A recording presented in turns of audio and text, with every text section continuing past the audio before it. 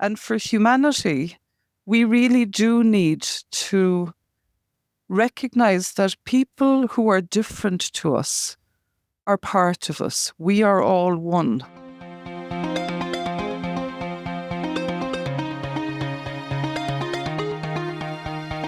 Hey everyone, it's Amy Lynn Durham, and you're listening to Create Magic at Work.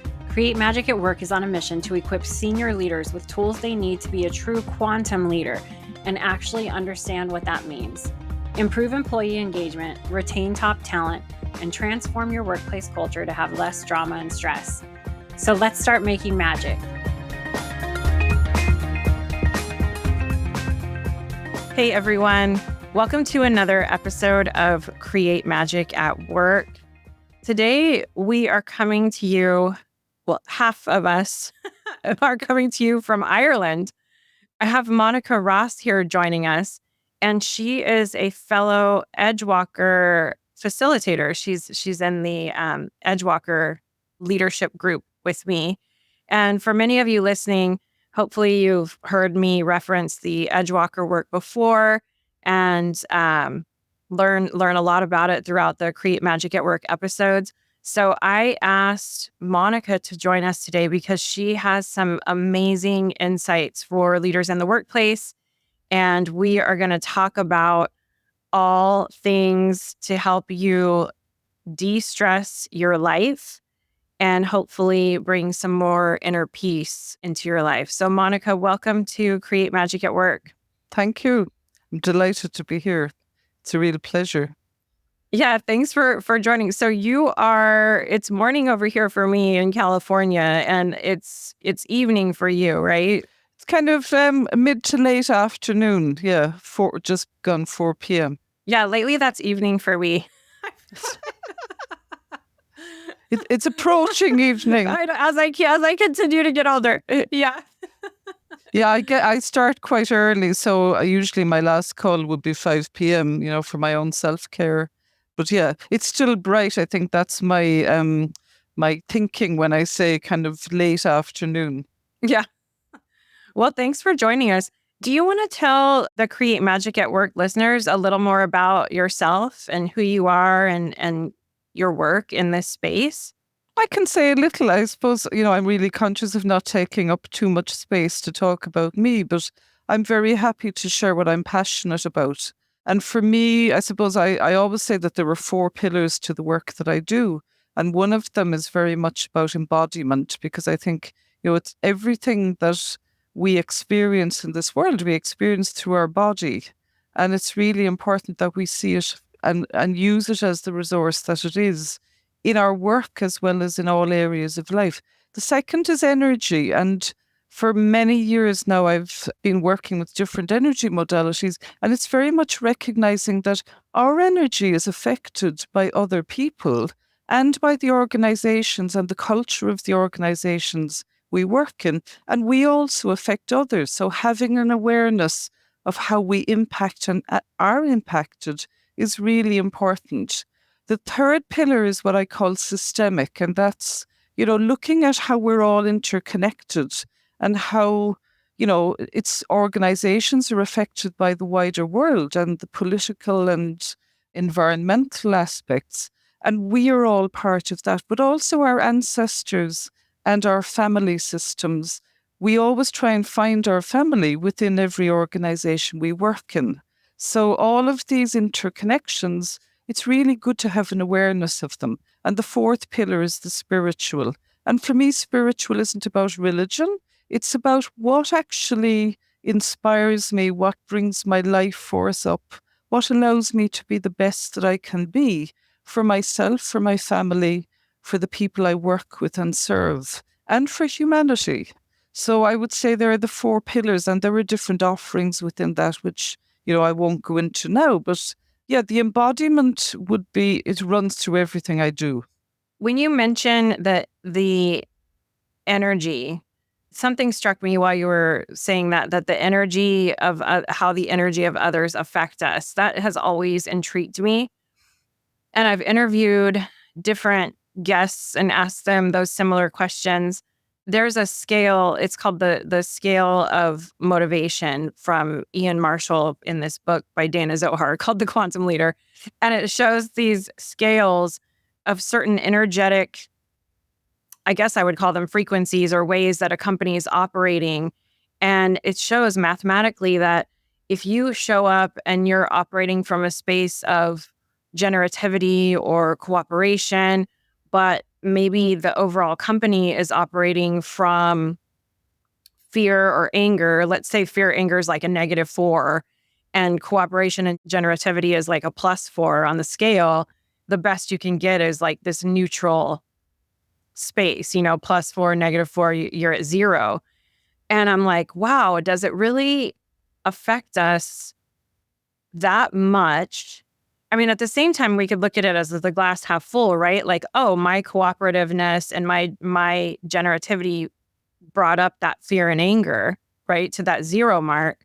Ah, But at the same time, you're at neutral, right? You're neutralizing that energy. I'm just wondering what your thoughts are, because I hear some people say, well, you can protect your energy. And if you're working in a toxic workplace, you can create your own reality, a lot of like the spiritual talk in that way. And then at the same time, I see these actual struggles that really good people experience with in the workplace. And sometimes I feel like when we say things like, you can create your own reality, your energy can absolutely lift other people up, right? We operate from higher self. You show up in my space, maybe you show up from your higher self a little more. At the same time, what are your thoughts? Just because I know you're so deeply into this, so now I'm like, I have to ask you, what are your thoughts on how that can cause someone to have self-blame and shame if they're, yeah. Do you get what I'm saying? I do. And can I just come at it from a slightly different perspective? So I'll go back to the blame and shame. So the work that I've been steeped in, as well as the energy work, it's very much about us taking back our power and giving others their power. And part of that is through self-cultivation. So building practices outside of the workplace and outside of conversations that actually becomes such an ingrained part of us that it changes our own way of being in the world. And we show up differently, even in the worst of pressure. And that actually, when we show up differently, we can, a phrase that I learned many years ago from dialogue is, we can affect the field in a positive way. So part of my practice over the many years, and I introduce leaders and coaches and all those I work with to it, is to build practices of centering and ways to return yourself to resourcefulness through using the body and through using your energy. And those practices, if you commit to them over time, they really do make a difference. I used to be really, what would I say, averse to conflict. And now I've completely changed my way of being with it, in that I've learned to be more inclusive of other people. I've learned to see beyond the behaviors and see that actually it's just they're being unskillful. And so I can have a different relationship to things that actually would have really dampened down my energy and caused me, we all have our own version of a reactive pattern, which is fight, flight, or freeze. And my one would have been flight. I would have, get me out of here as fast as you can. But I've learned to stay and to be in conversations that sometimes are very, I'm supporting other people to have difficult conversations. So I have lived examples for myself of how it has shifted my energy to have these daily practices. And I absolutely believe in them. And I train other leaders to be able to shift their energy. And I suppose the shame and blame, we all have patterns from childhood that we learned that aren't the most useful. And when we're in a difficult situation, we kind of rubber band back to those. And sometimes, blame and shame can sometimes come from insecure attachment, where we didn't feel met or welcomed in the way that we needed by our family of origin. And others can trigger that. It's like the same situation, not exactly the same, but something with the same energetic code to it arrives into our workspace and boom, we could find ourselves back there. So I really do believe in the power of practice, the power of building and cultivating something that allows you to interrupt before it becomes too difficult to handle. I like the way you reframed conflict to telling a new story of, oh, maybe this person just isn't as skilled or is unskilled in conflict resolution, or maybe I'm not in this moment and I need to practice more. So it takes you out of judgment was what I kind of gleaned from that. I felt like an energetic shift, even when you said that, like, oh, instead of rushing to judgment, like this person is an idiot or this person is just yelling and screaming or whatever. It's like, oh, they're a little bit unskilled here. That's okay. I can hold space. I can be here in a little more of a detachment and operate from non-judgment. And compassion. Oh, I like that. Yeah. Compassion too. From one of the things I love about I've studied with Wendy Palmer, who passed away 2 years ago, but the embodied leadership work is very much based on Aikido, which is a loving martial art. And one of the principles that I've really bought into is nobody gets up in the morning to be a problem for other people. We all get up with the best of intentions. It's just my reactive pattern meets somebody else's reactive pattern, or I meet a situation that triggers my old reactive pattern. And that's where we become less skillful. But actually, we all have the capacity. I've done many, many trainings with coaches and leaders where I invite them to think about their most difficult, and I don't even like that phrase, the most difficult client or customer. And they feel it in their body. They feel what happens to them. And then I invite them to center with me, which is, using your breath and your posture and using the space and bringing in a quality of energy that you'd like to cultivate. And then I ask them to think again about the same situation or person. And they can't, it's different. Something has shifted. And when I do this in pairs, the person who's role playing the difficult person finds they can't be as difficult after the person has centered themselves, because the field of energy, their heart has opened, they have become more inclusive, and quite often they touch into the message that the person was trying to deliver. Sometimes when people are giving feedback, they're trying to deliver something useful, but it's just not skillful because there's fear involved at both sides. So it's almost like a technology for changing the quality of relationships. Yeah, really good. So I want to bring up why it's important for leaders to slow down. I start laughing because I'm like, how are we going to do that? I've been in that, go, go, go, hyperachieving, pushing, achieving goals, all of those things. And then the other concept I want to talk about is in the spiritual spaces I see or hear, a lot of people on the planet, this is my take on it, have become really good at manifesting and at tapping into manifesting, to meditation, to all of these things. What I see sometimes is we have gotten really good at manifesting things we want, but people still aren't happy or feeling fulfilled. And it doesn't seem like this is serving like the greater good or like humanity as a whole. Like I could get really good and get really like, how do we take these gifts and these skills that we've learned through this rise of spirituality and like ensure that we are using these skills and these tools that we've learned to help communities, to help others, to ripple that effect out rather than like, okay, well, now I'm going to get a new Mercedes and a new handbag, or you know what I mean? Like as I move through that. So those two things, I want to talk about. You can take one or the other. They're kind of both big. Yeah.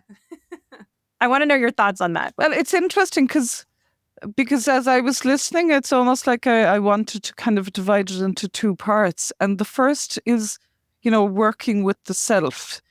I think everything goes back to we need to work with ourselves. We need to cultivate ourselves.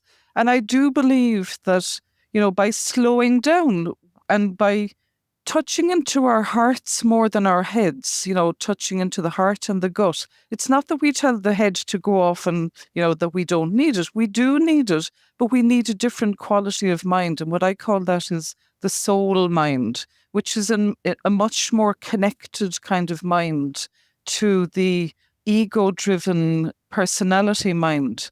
And so by slowing down, people like Otto Scharmer, who in MIT, who wrote, the Technology of Theory U, says that the future is already present. And actually, if we slow down enough, we can connect into a wisdom that's already there and a sense of oneness that's there when we're not rushing forward. Yes, we have to take action, but I believe that the action we take from that place of having slowed down is a much more aligned action. It's a much more coherent action, and it's much more connected to the we are all one concept rather than I. The world really does need to shift, and it already is shifting from the I of ego to the we. And I talk a lot about soul because I do believe that if we can, recognize that actually we all have souls. Even I believe animals have souls too. And if we can connect in with that sense of our oneness, yes, we are all unique and we have something unique to bring. And we can connect into that sense of how are we all together going to create something that's much bigger than I on my own can create. So I do believe slowing down, connecting into a different quality of mind, connecting into heart energy that connects us. HeartMath have done a huge amount of research on the electromagnetic field of the heart and, achieving through some of their apps, for example, pulsing love energy and healing energy into the world, where actually, when we're all connected, we have a completely different desire for humanity. So I don't know if that how that lands with you, Amy Lynn. It lands with me to where it feels hopeful that we are shifting into this we instead of I.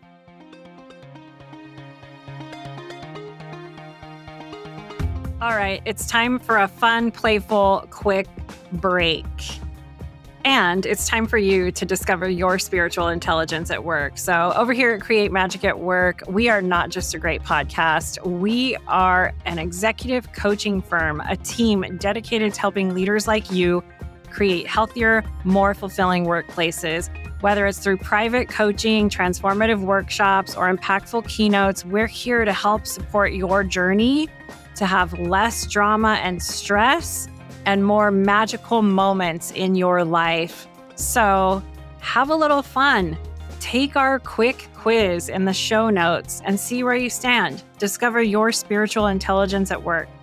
Click on the link in the show notes and reach out to us for support if you need it. Sending magic to you.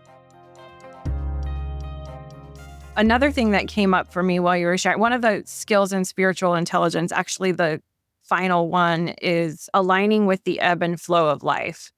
And I always think of that skill when we talk about leaders slowing down and learning how to slow down.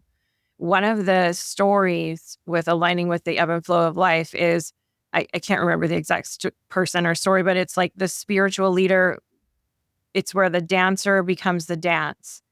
And you can just make something happen with just like the touch of your intention, or, and I'm always like, how in this leadership corporate space, like that doesn't even compute to me. Like, we have the to-do list, we have our goals we need to achieve. How can we how does the dancer become the dance in this hyper achieving space where we're trying to achieve goals and pay our bills? I won't say that it's easy because, it's almost like there are two paradigms operating in the world at the moment. There's the old paradigm, which really came around, I suppose, the time of the Industrial Revolution, where it was measuring everything and, everything was simplified so that it was productive. And there's this new paradigm that has been around, but that we're moving more into, of a kind of a collaborative, more generative, more conscious of not just ourselves, but the planet and all our relations, animals, everything, a more eco leadership, really. And it's not going to be an instant shift. But if we can do, a little bit more each day, and 1% more of slowing down, of taking a pause before we make a big decision and checking in, is this, who does this serve? Who is this, if we look big picture, we can look at the short term or we can look at the long-term consequences. I love the indigenous idea of, when I make a decision, I have one grandson now and one on the way. I think I'm making it not just for me and now, I'm making it for 7 generations forward. And every time I do something to improve myself and heal myself, I'm also healing 7 generations back. And I feel myself leaning into my ancestors. My sense is that we need to shift our priorities a little bit and really connect in with what is our role really, in leadership, in whatever role we have, and to take it beyond the urgent. And yes, the urgent is important, but we need to have a bigger view. We need to have a vision that's more all-encompassing. So speaking of vision and casting visions, one of the things that I feel like constant striving for goals and achievement, etc., and not slowing down, I feel like it puts us into a state where we lose our presence. We're not living in the present. We're always living in some, if I get this in the future, then I will be happy. Once things slow down here, then I can do this in my life. Once I finally get this major contract, then I'll take my exhale and then I'll take a break. All of these things that I feel like just get us stuck in this future space and pull us out of the present moment. 2-part question here. How can we bring the seeds of the future into the present in a way where we feel like, how do we align? I'm wondering your take on how do we align with that future vision of ourselves while staying present? Like hitting you with my deep questions today. That's okay. That's a big one. So I suppose I can only use myself as an example. In the past few years, I have, and this might sound crazy to some people, but I have taken longer holidays. I've reduced my working week to 3 days a week so that I can be more present in my life with my family, with myself, and so that I'm more efficient for my clients. There's, when I spend time with myself, and I know I'm pretty radical, this isn't the norm, but for me, I can see what it's doing for me. I can see that it gives me much more energy. So what I'm talking about is pretty radical, but you can actually create pockets of presence in every day. I bought myself a little timer just for, to encourage myself to move a little bit more. So I have this little clock, a little timer that I set for 5 minutes, my pink clock. I set for 5 minutes. So for 5 minutes, I get up and I move. That's my commitment, to move more. But you can do it for presence. You can take 5 minutes to just, if possible, go outside, or if you have maybe a plant in your office, just to breathe, just to come back. And I do believe that some sort of somatic or embodied practices are a great help with this. It takes us out of our head. You know, when we connect our feet to the ground, when we take a long, slow exhale, it shifts us from the thinking, fast mind down into a more peaceful, more expansive place. And then our intuition can come in. And the actions that we take from there are very different in quality. So, for example, mine is I go out and take 5 minutes to play with my maracas. I shake my maracas and I dance for 5 minutes and I come back and I feel really energized. And I can do things that 5 minutes earlier felt like a real chore. I have a little bit more juice in me. And the other piece, I suppose, that I'm really passionate about, maybe your listeners won't see this, but behind me, you'll see there's a Kermit the Frog and there's a heart. I noticed that. I was going to point that out. So inspiration is, finding moments of inspiration, even if it's only a beautiful picture that you have on your wall, even if it's a plant that you look at, if it's somebody that you love, you have a picture of next to you, or whatever it is that inspires you. It could be a place that you love. It changes our state. It shifts our energy, and we can then find more capacity to be in conversations, to tackle things that might have seemed difficult a few minutes before. So what we're doing is we're bringing into ourselves some capacity that we can't manufacture for ourselves. Because as human beings, we're wired to survive and to look for problems so that we do survive. It's counterintuitive, but it's actually hugely beneficial to to invite in inspiration. And that's what helps us to come back to the present, to have more capacity and to have more joy. And joy is, our joy quotient. I believe we need to increase that a little bit more each day. Yeah, I'll take that for sure. I want to increase my joy quotient every day. 2% more. Yeah. That's all you need. I like the intention of inviting in more inspiration with breathing.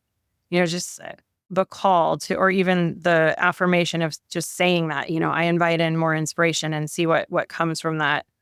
I have to ask you an Edgewalker coaching question. This is Dr. Judy Neal.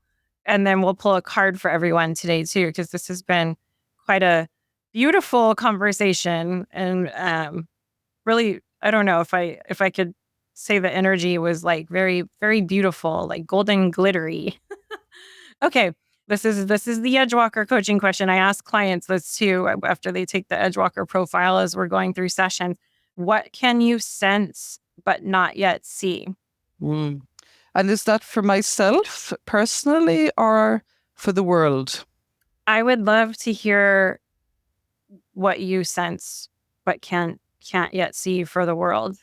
So what I sense for the world is that we begin to operate more from our heart and from our higher soul mind, and that we begin to open our energy field so that we include others, and that actually things become more effortless.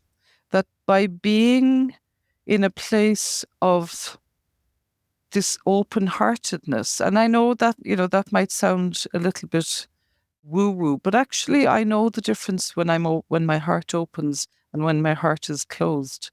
And for humanity, we really do need to recognize that people who are different to us are part of us. We are all one. And, it's been said that if we had more respect for animals, we would also have more respect for people. We need to respect all our relationships, all our relations. And we need to recognize that when we do something that isn't serving one other person or an animal, we're doing it to ourselves. There's a cost to us ultimately. And we need to recognize that more and more. So my sense of the future is that we become more connected and more conscious, that each time we do anything, we consciously choose. We take a breath and we ask ourselves, who does this serve? And how does this serve humanity? And by slowing down enough to make that kind of request, a different kind of response is possible. And it may take time. I do believe that there is a capacity for us to shift to a more loving kind of energy. And to, I have a lot of love and compassion for those who right now in the world are causing some of the pain, because they are in pain themselves at some level.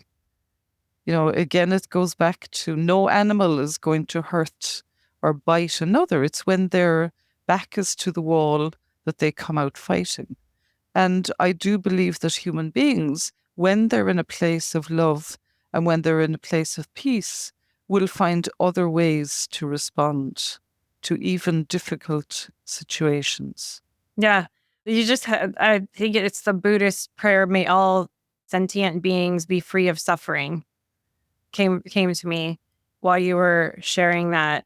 And you're so in line with all of the 21 skills of SQ that I coach with too, and that we talk about on the podcast all the time, that skill 8, the breadth of time perception, knowing that my life is a tiny piece of the history of the universe and yet extremely profound at the same time. And how do we make decisions from that space is how I would kind of echo back what I heard you say.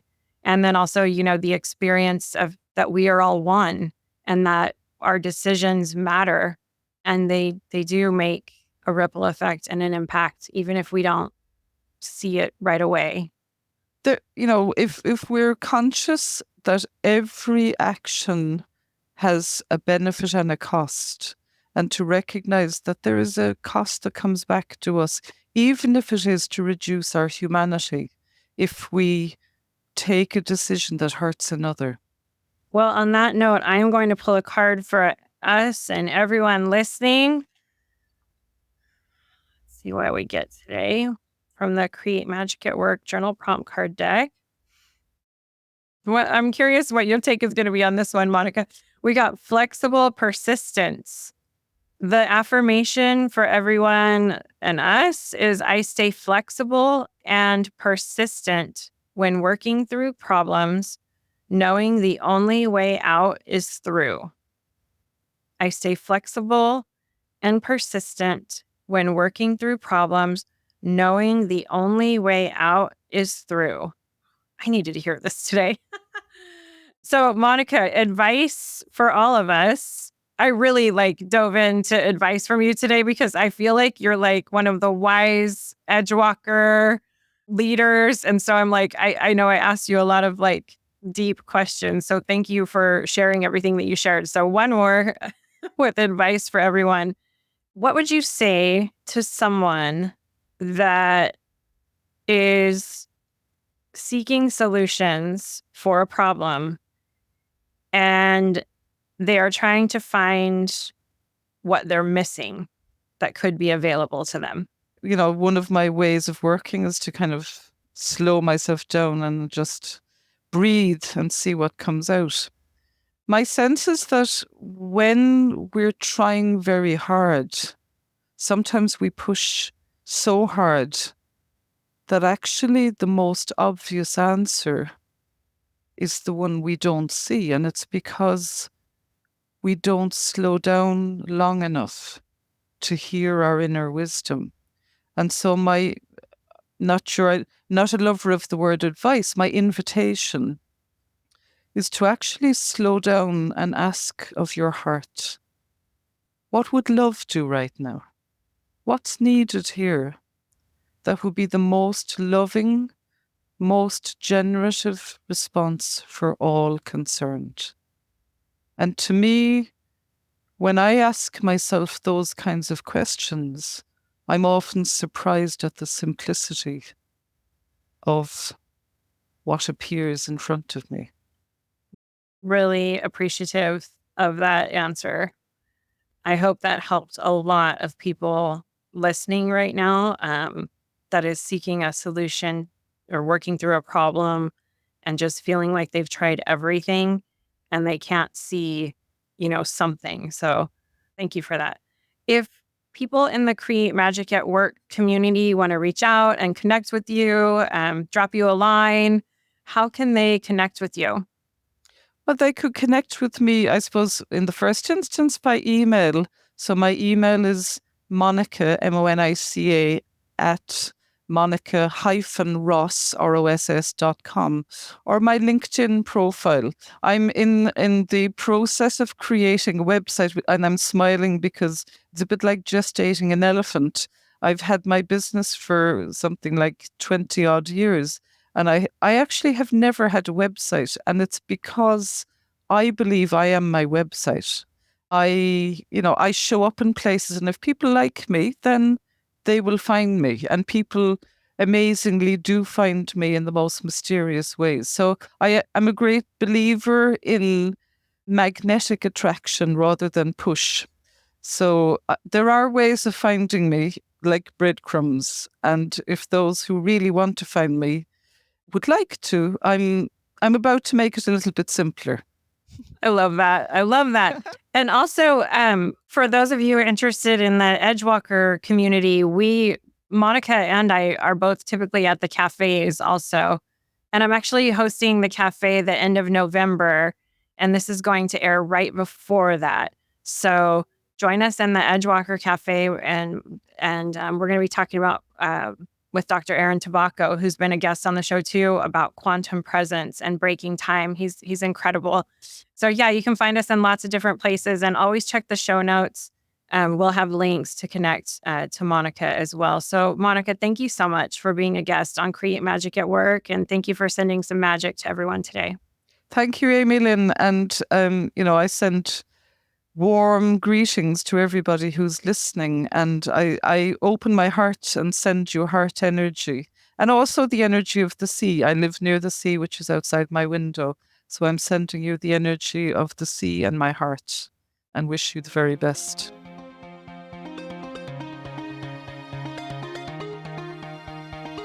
I want to thank each and every one of you for coming back every week to listen to a new episode of Create Magic at Work, and really helping to support and advocate for healthy leaders, workplaces, and lives for all of us.